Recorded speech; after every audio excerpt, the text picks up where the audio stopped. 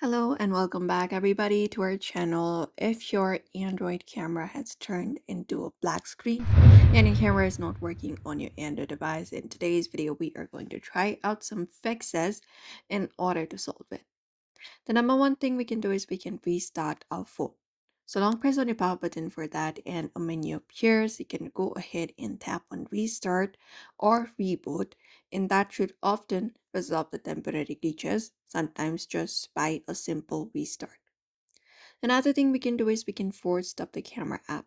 For that, go to settings, open it up, and once you go to settings, you may scroll through the given options and go to the app section and open it up.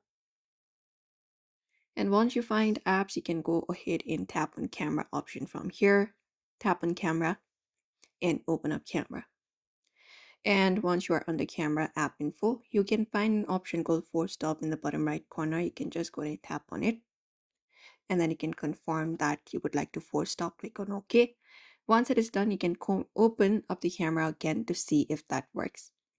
Apart from that, you can clear the camera app cache and data. Go to settings for that, open it up. And from there, you may just scroll down and go to apps. And from apps, go ahead and find camera again. Once you find a camera, you need to go ahead and go to storage. Scroll down and find storage option and tap on it.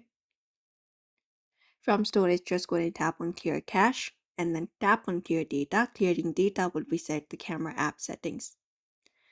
And that's it. You can try a different camera application as well. You can go ahead and use Google Camera or any other camera and see if that works, because sometimes it may be a hardware issue as well.